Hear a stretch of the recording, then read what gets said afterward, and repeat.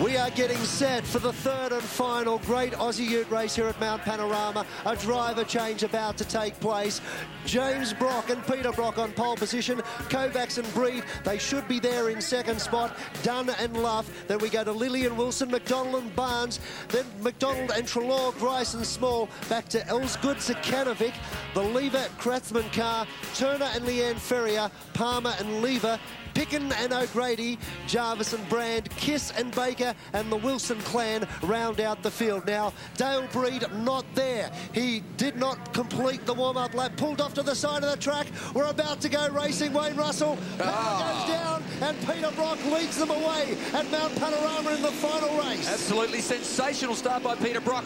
Would you believe it? We are calling a man, Peter Brock. He's a Peter Perfect, leads the race. Could this be his 10th Bathurst win? Colin Dunn goes into second position. Rod Wilson in there in third. They're all through. Jack Elsgood receiving a little bit of a workover on the shoulders.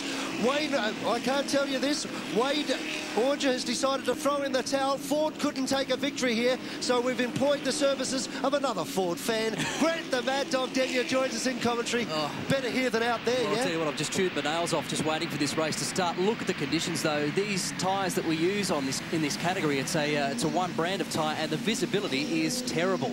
It really is. So at the start of the race, heading up the mountain, nobody's going to see a thing unless you're the first car, and that's Peter Brock. So he has a distinct advantage already. And the bad boy Barnes sitting there in fourth spot at the moment, looking a bit racy. Looks like he may have left the door open for an overtaking manoeuvre up the inside on the Trelaw Roses entry, but they decided to back out of that and live to play another lap at least. Look at the amount of water on the circuit. Hasn't the circuit changed throughout the day? I mean, we've got water, rain, sunshine, everything's been happening, and this is the first lap, and the utes are moving around all over the place. Big gaggle, but look, Brock has just checked out. He said, see you later. I've got clear traffic, I can see the track itself, and I'm out of here. Now, this is the part of the circuit where you'll see the Kovacs Breed entry. It pulled off to the side of the circuit on the warm-up lap. It's just coming up to here. There it is off to the left-hand side. Not sure if he connected the wall or he's had some sort of a problem. Yeah, that's disappointing because they were going to be one of the great contenders to the Brock car.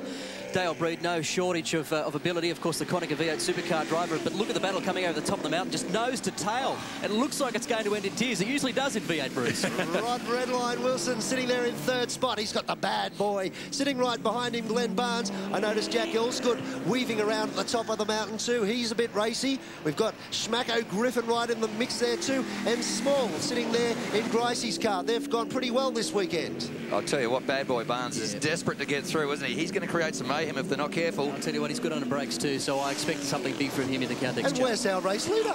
He's Peter gone. Brock. He's in a Holden. He's scooted off into the distance. Good Barnes pulling out now. He's got a good run out of Forest Elbow. This could be the move. Down into the chase. He's already alongside, so good move by Barnes. He's good in the wet. That gives him the inside run through the kink because you don't want to be on the outside going through that kink. No. Can Wilson fight back? We'll soon see these two have a little bit of history racing in V8 Brutes, but Barnes clean through. Now sets his sights on Dunn. Look at him in a four-wheel drive. He's out onto Barnes the dirt. is gone. Hang on to us, son. Into the center. You beauty. 35 corrections. He never lost a spot. So too Small followed him off the circuit. I'm going to put Bad Boy in because he actually did that in a high-ace van a few years ago, one night here at Mount Panorama. Oh, he's going in to change his undies. I'll tell you what, that was brave stuff from him. He had full lock every direction. But James Small also looks like he made a little bit of a mistake. I tell you, Grant, he would have had the biggest smile on his face too. He loves it. Peter Brock leading the way. Dunn in second, Wilson in third. Then we go back to McDonald. Griffin is a Canovic up into the top six. That would have to be the fastest off Bad Boy Barnes has ever had in his life. That was so quick. I'll tell you what, though, look, Dunn's in the car at the moment doing a great job holding Rod Wilson out just behind him. But if he can stay in that position, we'll take a look at the speed now. Bad Boy Barnes, you can see he kind of took a bit of a narrow entry there, which just pumped him straight to the outside of the track. And once you get out there on the grass, there is no stopping you. But tell you what, he hasn't lifted from the throttle. Look at him. Still spraying.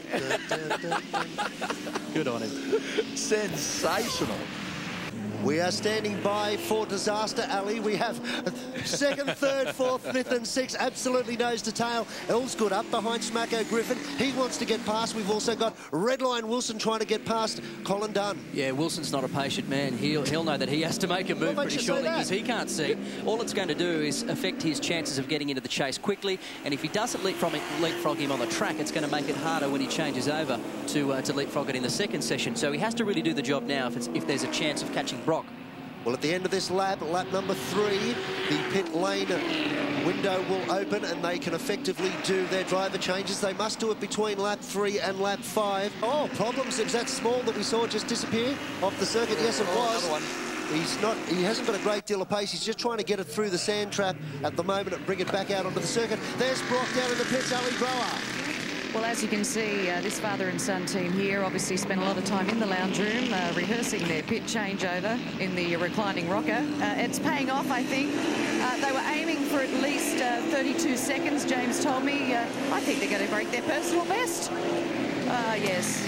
He can't alone figure out there waiting for Peter to turn up, but oh, what's he doing? Come on, let's get moving. There you go. Just let's go back and take a look at some action. Down in the chase a few moments ago. Oh, it was small. We just caught the end of that as he had a big braking moment. Lack thereof, I should say. Does he get out? Doesn't, no. Oh, well, maybe. Oh. It's a Ford, it's okay. Park next to Leanne. He's done a good job. Yeah.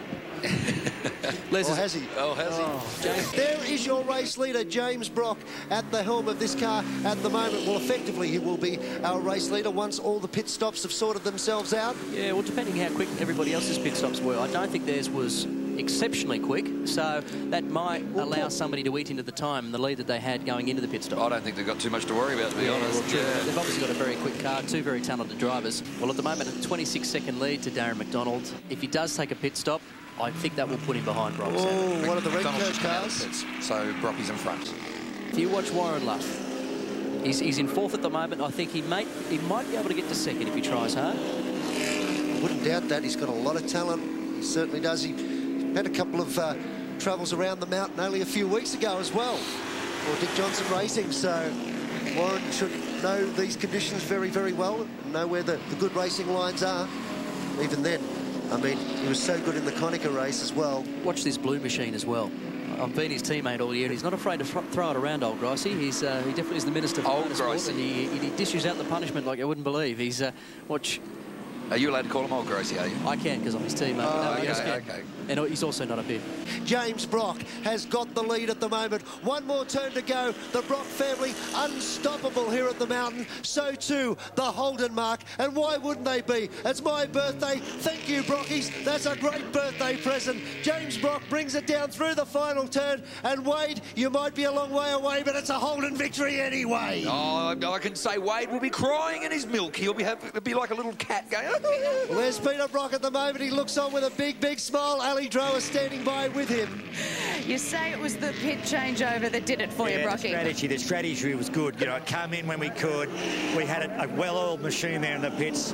James and I had the buckles right, and that won us the race. So it just shows you do your homework, you get the result. James Brock and Peter Brock taking the win in the Pull Ride Equipment V8 Brutes here at Mount Panorama. Dunn and Love 2nd, Bressington and Griffin in 3rd, McDonald and Trelaw in car 9 in 4th spot. Wilson, Small and Grice, Sakanovic and Elsgood, O'Grady and Picken round out the 8.